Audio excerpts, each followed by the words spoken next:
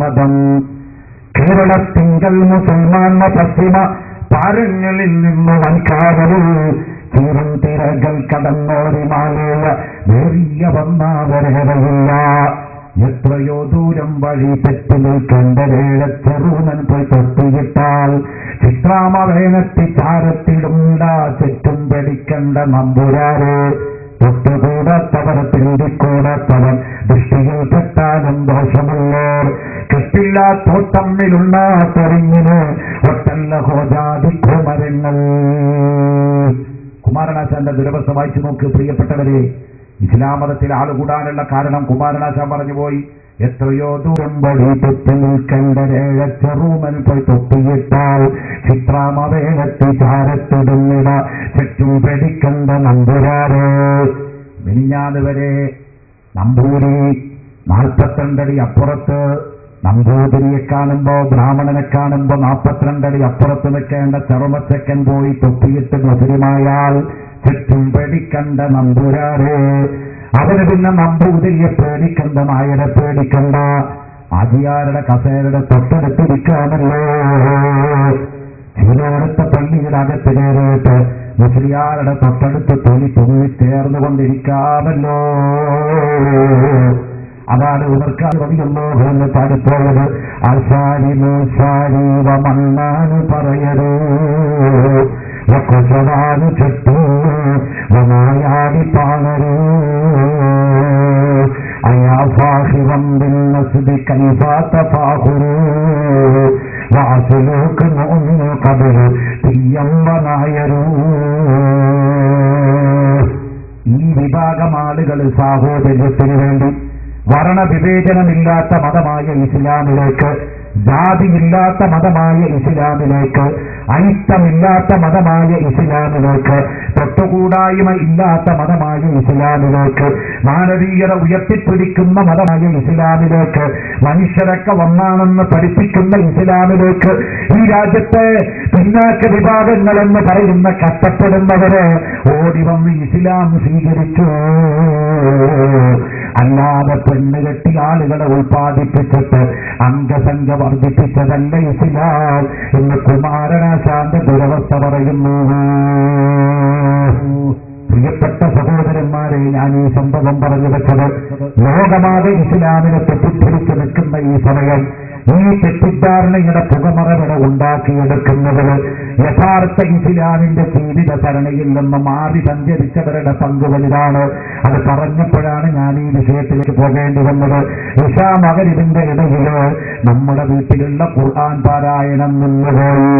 പാരമ്പര്യമായ കാലത്ത് ഇശാ മഗ്‌രിബിന്റെ ഇടയിൽ നമ്മുടെ വീടുകളുണ്ടായിരുന്ന ഹദ്ദാദ് റാത്തീബിന്റെ പാരായണം നിന്നുപോയി, നാലമൗലൂദുകളുടെ പാരായണം നിന്നുപോയി, കുതുബിയത്തിന്റെ പാരായണം നിന്നുപോയി, മൗലിദിന്റെ പാരായണം നിന്നുപോയി.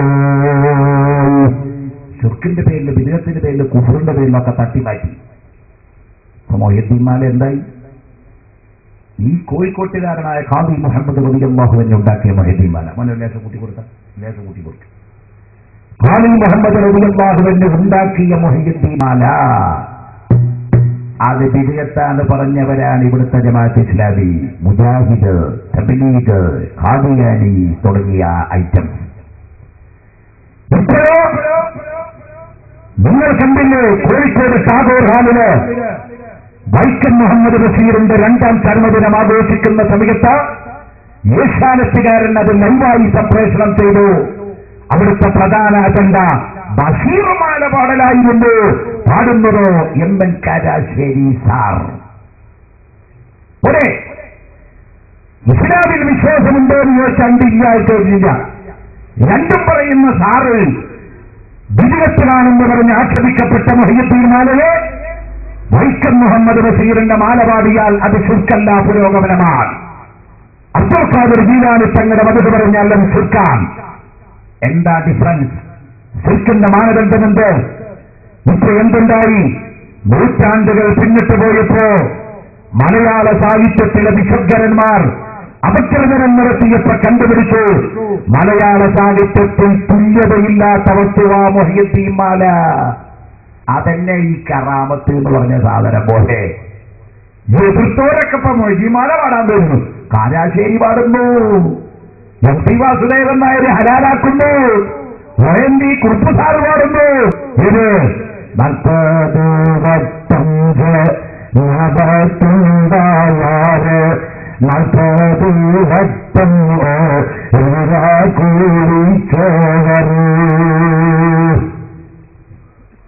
മൊഹീദ്ദീൻമാല ജനാബത്ത് മാലയാന്ന് പറഞ്ഞ ആളുകൾ, കാരണം അത് ജനാബത്ത് മാലയാണെന്ന് പറഞ്ഞ് മാറ്റിവെച്ച ആളുകള് ഇന്ന് അബ്ദുൽ ഖാദിർ ജീലാനി റളിയല്ലാഹു അൻഹുവിന്റെ ആദർശത്തിലേക്ക് ലോകമെത്തുകയാണ്.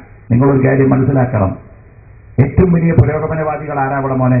ആരാ ഏറ്റവും വലിയ പുരോഗമനവാദികൾ ആരാ? അള്ളാഹുവിന്റെ അമ്പിയാക്കളാണ്. അത് കഴിഞ്ഞാൽ പിന്നത്തെ പുരോഗമനവാദികൾ ആരാ? അള്ളാഹുവിന്റെ ഔലിയാക്കളാണ്. ഏറ്റവും വലിയ വികസനവാദികളാരാ? അവരാണ് വികസനത്തുകാര്. കണ്ടോ നിങ്ങൾ? കണ്ണൂരിലെ എടക്കാട് സഫിയ എന്ന് പറഞ്ഞൊരു പെണ്ണ്, അവർക്ക് നെഞ്ചത്ത് കൈവച്ചുകൊണ്ട് പറയേണ്ടി വന്നു, എന്റെ മകനല്ല മുഹമ്മദ് ഫയാസ്, അവന്റെ നെയ്യത്ത് എടക്കാട്ട് പള്ളിയിലേക്ക് കൊണ്ടുവരുന്നത്, അവന്റെ മുഖം എനിക്ക് കാണണ്ട. ഞാൻ എന്റെ ഉമ്മമാരോട് ചോദിക്കുക, 10 മാസം മുമ്പ് പ്രസവിച്ച പെണ്ണിനത് പറയാൻ പറ്റുമെന്ന് നിങ്ങൾക്ക് തോന്നുന്നുണ്ടോ? ആ സ്ത്രീയുടെ മനസ്സ് ഗതികേട് കൊണ്ട് ഗദ്ഗതത്തോടെ പറഞ്ഞ വാക്കാണത്. ഗതികേട് കൊണ്ട് ഗദ്ഗതത്തോടെ പറഞ്ഞ വാക്കാണത്. കണ്ണൂരിലെ സഫിയ വിളിച്ചു പറഞ്ഞത് മുഹമ്മദ് ഫയാസിന്റെ മകനല്ല, അവന്റെ മയ്യത്ത് എടക്കാട് പള്ളിയുടെ കബറടക്കണ്ട, അവന്റെ മുഖോലിക്ക് കാണണ്ട, അവന്റെ പേരിൽ മയ്യത്ത് നിസ്കരിക്കണ്ട, അവന്റെ കബറിവിടെ വേണ്ട. രാജ്യദ്രോഹിയായ മകന് എന്റെ നാട്ടിൽ ഖബറടക്കുന്നത് ഇഷ്ടമില്ല എന്ന് സ്റ്റേറ്റ്മെന്റ് പറഞ്ഞ സഫിയ എന്ന് പറഞ്ഞ പെണ്ണിന്റെ ഹൃദയം ഗുഞ്ഞുകയാണ്. ഒരു പ്രസവിച്ചു പോയ തള്ളക്ക് അങ്ങനെ പറയാൻ പറ്റുമോ? നിങ്ങൾ ആലോചിച്ച് നോക്കി, നമ്മൾ 4ാം ക്ലാസ്സിൽ പഠിച്ചില്ലേ ബഹുമാനപ്പെട്ട അൽഖമത്ത് റളിയല്ലാഹു അൻഹുവിന്റെ ചരിത്രം. ആരാണ് അൽഖമത്ത് റളിയല്ലാഹു അൻഹു? റസൂലുള്ളാഹിന്റെ സ്വഹാബിയാണ്. അസ്ഹാബി കന്നുകയും ഇഖ്തദൈത്തും എന്റെ സ്വഹാബത്തൊക്കെ നക്ഷത്രങ്ങൾക്ക് സമാനതയുള്ളവരാണ്. ഇഖ്തദൈത്തും അവരിന്ന് ആരോട് ബന്ധപ്പെടാനും നിങ്ങൾ സന്മാർഗത്തിലാണ്. നക്ഷത്രങ്ങളെ പോലെയാന്ന് പറഞ്ഞാൽ പ്രകാശിക്കുന്നവരായെന്ന അർത്ഥത്തിലല്ല പറഞ്ഞത്. നക്ഷത്രം നോക്കിയിട്ടാണ് കടലിലൂടെ യാത്ര ചെയ്യുന്ന കപ്പിത്താൻ രാജ്യം കണ്ടുപിടിക്കുന്നത്. നക്ഷത്രം നോക്കി യാത്ര ചെയ്തവന്റെ ദിശ തെറ്റില്ലാതെ വഴിപെടുത്തൂല. കാരണം നക്ഷത്രം ബോധിന്റെ മുന്നിടത്ത് തന്നെ നിൽക്കും. നമ്മൾ എവിടെയൊക്കെ തിരിഞ്ഞാലും നക്ഷത്രം അവിടെ തന്നെ ഉണ്ടാവും. അതുകൊണ്ടാണ് റസൂലുള്ള പറഞ്ഞത്,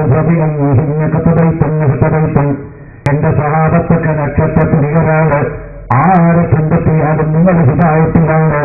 അത് പറഞ്ഞ് റസൂലുള്ളാഹിന്റെ സ്വഹാബിയായ അൽഖമത്ത് റളിയല്ലാഹു അൻഹു മരണപ്പെടുന്ന സമയത്ത് ഷഹാദത്ത് കലിമ ചൊല്ലിക്കൊടുക്കുന്ന ഷഹാദത്ത് അൽഖമ പറയുന്നു, ഞാനത് ചൊല്ലൂല, വേറെ എന്ത് വേണമെങ്കിലും പറഞ്ഞോ എനിക്ക് ചൊല്ലാൻ കിട്ടുന്നുണ്ട്. ലാ ഇലാഹ ഇല്ലല്ലാഹ് അതെനിക്ക് പറയാൻ പറ്റുന്നില്ല. ഷഹാദത്ത് മരണത്തിന്റെ മുഖാമുഖം കാണുന്ന സ്ഥലങ്ങൾ മൻകാന ആഖിറു കലാമിഹി ലാ ഇലാഹ ഇല്ലല്ലാഹു ദഖലജന്ന. ആരുടെങ്കിലും അവസാനത്തെ വാക്ക് ലാ ഇലാഹ ഇല്ലല്ലാഹു എന്നായാൽ അവൻ സ്വർഗത്തിലാണ്. എന്നാൽ അൽക്കറിയോ പറയാൻ പറ്റാതെ വിഷമിച്ചെടുക്കുന്ന വിവരം നബി സല്ലല്ലാഹു അലൈഹി വസല്ലം തങ്ങളോട് പറയുന്നു. ഷഹാദത്തിനെ വിളിച്ചുകൊണ്ട് റസൂലുള്ളാഹി ചോദിച്ചു, അൽക്കമക്ക് ഷഹാദത്തിന് തടസ്സം നിൽക്കുന്നതിന്റെ കാരണം എന്താണ്? അല്ലാഹുവിന്റെ റസൂലിന് വഹി ലഭിച്ചുപോയി. അവിടുന്ന് പറഞ്ഞു, അൽക്കമയുടെ ജീവിച്ചിരിക്കുന്ന മാതാപിതാക്കൾ ആരെങ്കിലുമുണ്ടോ? ആ സമയത്ത് സദസ്സിന് വിവരം കിട്ടൂ, അൽക്കമക്ക് വന്ന വൃദ്ധിയായിരിക്കുന്ന ഒരു വൃദ്ധിയായ മാതാവുണ്ട്. ആളെ പറഞ്ഞു വെപ്പിച്ചുള്ള ശ്രീ റസൂലിനെ വിളിച്ചു വരുത്തി. വിവരം ചോദിച്ചപ്പോ തന്നെ പറഞ്ഞു പോയിരുന്നു, സ്വന്തം ഭാര്യയ്ക്ക് വലിയ പരിഗണന കൊടുത്തുകൊണ്ട് പ്രിയപ്പെട്ട മാതാവായ എന്ന് 4 കൂലിയാക്കിയല്ലോ അവന്. അതുകൊണ്ട് അവരെന്നെ ശപിച്ചു. ഉടനെ റസൂലുള്ള പറഞ്ഞു, ഇതന്നിനാണ് പുറത്തു കൊടുക്കൂ നിന്റെ മകന്. അത് ജന്നത്ത് തഹ്ത അഖ്ദാമിൽ ഉമ്മഹാത്ത്. മാതാവിന്റെ കാലിന്റെ അടിയിലാണ് മക്കൾക്കുള്ള സ്വർഗം. അതേ മാതാവിന്റെ കാലിന്റെ അടിയിലാണ് മക്കളുടെ സ്വർഗം. അതുകൊണ്ട് പുറത്തു കൊടുക്കൂ നിന്റെ മകനാണ്. ആ വന്യവയോധിയായിരിക്കുന്ന ഉമ്മ പറഞ്ഞു പോയി, നബിയേ അതങ്ങ് പൊറുക്കാൻ പറ്റുമോ?